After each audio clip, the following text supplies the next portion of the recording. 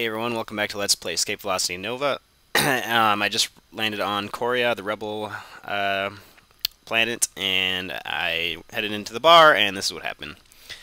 It is some time later as you are sitting quietly waiting for news to reach you regarding your visitor when a sudden drop and then surge in the conversation near the door draws your attention.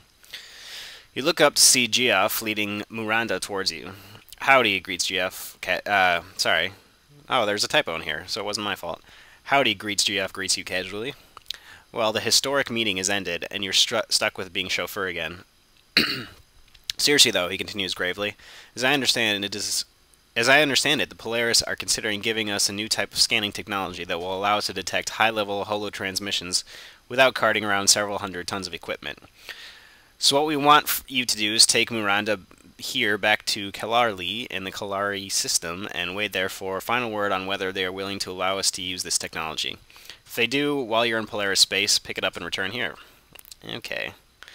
In essence, your supervisor is correct, states Miranda, but we do not want the Federation at this stage to know that we are involving ourselves, even peripherally, in your struggle.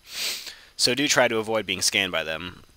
I doubt that the ruling council will decide to allow the rebels the use of the holo-scanning technology if you fail, but regardless, I need to get back to Kalari in the Kalari system. Once we arrive, I will go to advise the council on what has happened, and I will meet you in the bar there to inform you of the council's decision, one way or another. So even if we are detected by Federation vessels, if you could proceed to Kalari and await me in the bar for the final word, it would be much appreciated. Alright, long-winded rebels and such. Now, I don't think it should be a problem for us to get scanned by the Federation, considering we're not going to be going through Federation space. So, I'm going to take this long-ass trip all the way out to this poorly named system in Polaris space. Who are you, a pirate?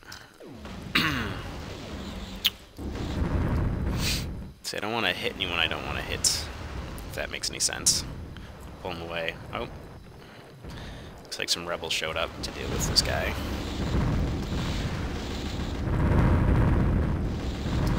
Oh no! See? That's what happens. I just hit that rebel guy. Oh, he doesn't seem too mad about it though. Luckily. Should have stayed in that system. No. I don't want to deal with you. You're a rebel. And nothing. And now I just have to wait for my fuel to come back. It shouldn't be too long.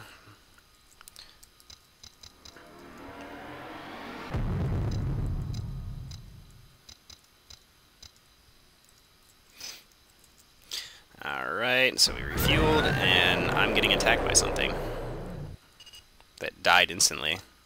Well, that's cool. At least they have good homeland security in Polaris space.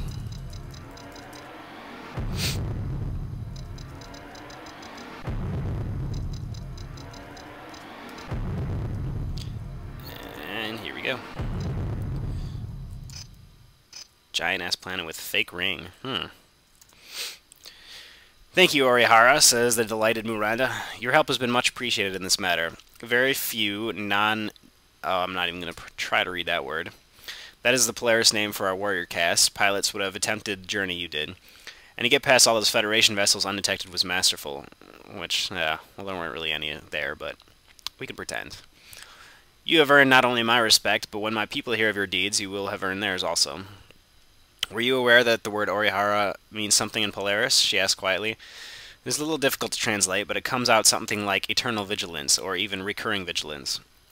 Although it also has connotations of stealth, and to a lesser extent cunning. An interesting piece of trivia, don't you think? Thanks, lady. Now, if you would go to the bar and await me, she informs you quietly, I will return as quickly as I can with the council's answer. In the meantime, no. I almost want to sell these things, but I'm not going to worry about it right now, because I don't think I really have anything that I want to replace it with. You sit in the bar trying to get used to the strange surroundings. Your eyes keep flicking to the group of gray-cloaked men sitting at tables surrounding a man garbed in all brown. They seem to be acting very casually, but you keep feeling their eyes bore into you every time you even blink. You get the feeling that these men are far more dangerous than they are trying to look. You see Miranda walk in, and she grins as she spots you. The Council has decided to allow you access to the technology, she confirms happily. Once they heard about your piloting exploits, they were more than willing to hand it over to you. They do suggest that you tell your leaders to look into their intelligence network. They believe that you might have a leak. Uh-oh. Now we have to go to Ver-Ashan in the Ver-Ashan system, she continues cheerfully.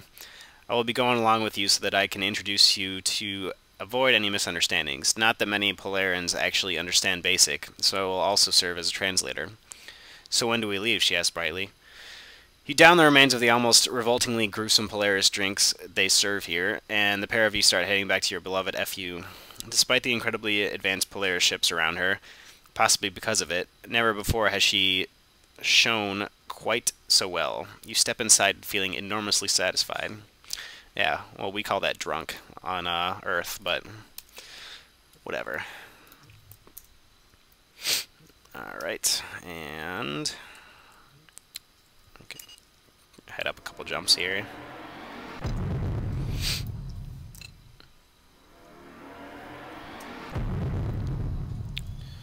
Okay.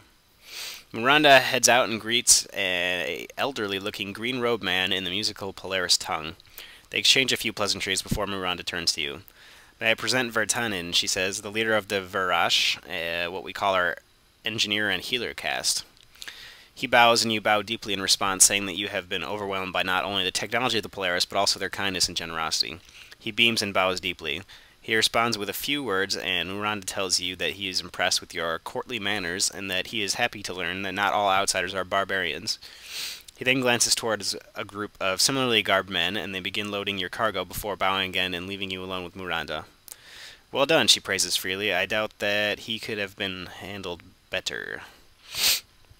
I believe that this is goodbye, she continues, for now anyway. I have my duties here, and you must return to the rebellion. I'm glad that we were able to help you, despite the potential difficulties we might face because of it.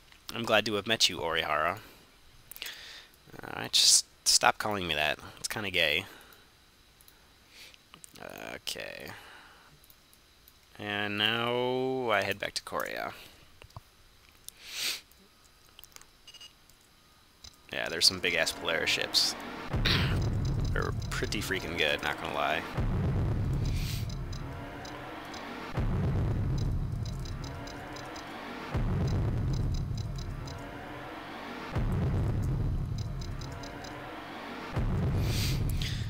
Alright, refuel here. And then I think we can make the whole trip back here. That's an extra jump. I don't want to do that. In the meantime, I'll try and kill some pirates to bring a little violence to this Let's Play, because, let's face it, everyone loves violence.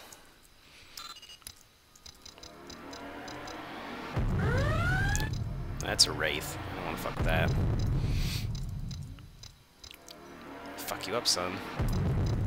Oh, pirate, hello. Come back, don't jump.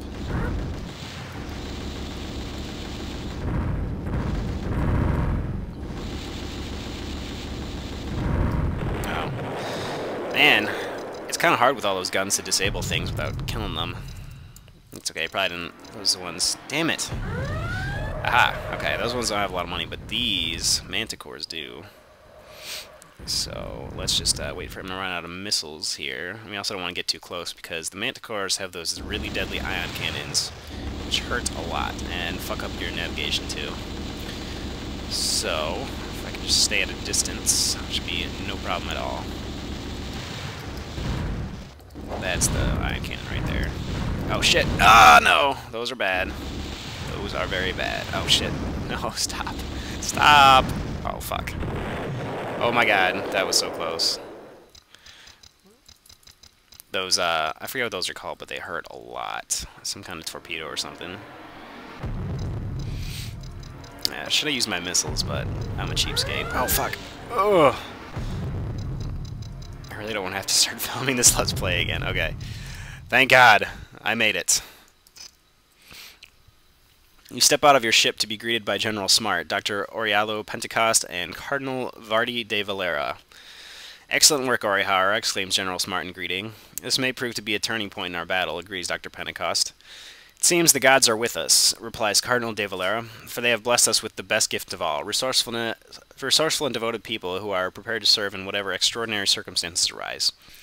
You shift uncomfortably under the praise of these men. And don't worry about our intel failure in alerting the Federation to your mission, General Smart informs you sternly.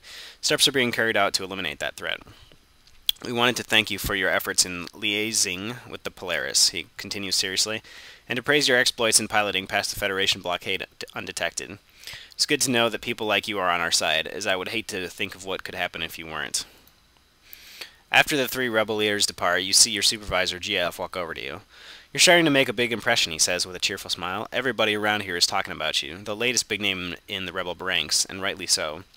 Why don't you take a few days R&R, he suggests, clapping you on the shoulder. If anyone has earned it, if anyone has earned it, you have. But keep checking back here, because it won't be too long before I need you again.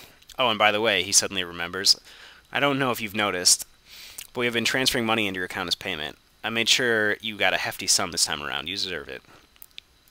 Nah, that wasn't that hefty. Let's see what we got here. Probably nothing exciting.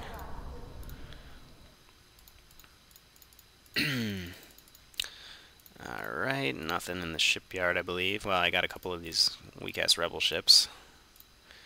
Anything in the bar yet? Aha! As you step once more into this establishment, you notice your supervisor, GF Daniels, sitting at a table not far away, waving in your direction. Wow. Learn to read. Waving in your direction. You walk over and sit down after shaking hands. I'm glad you stopped by, he begins with a welcoming smile. I have something for you. You'll be happy to know that it doesn't involve anything as arduous as traveling all the way to Polaris space and back. Thank God. Now that we have this new Polaris technology, he explains, we want someone to take it out to a test run to see if it is worth our while to mass produce it to start putting it on all of our ships. Are you interested in being the guinea pig? Sure, why not? It shouldn't be too hard for someone of your piloting abilities, he asserts confidently. Just fly around Federation space, landing on planets and stations until you start getting some anomalous readings.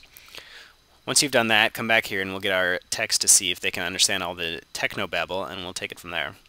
He leans back and rubs his tired-looking eyes. I don't need to remind you, he states languidly, that we don't want the Federation to become aware of the technology we now have.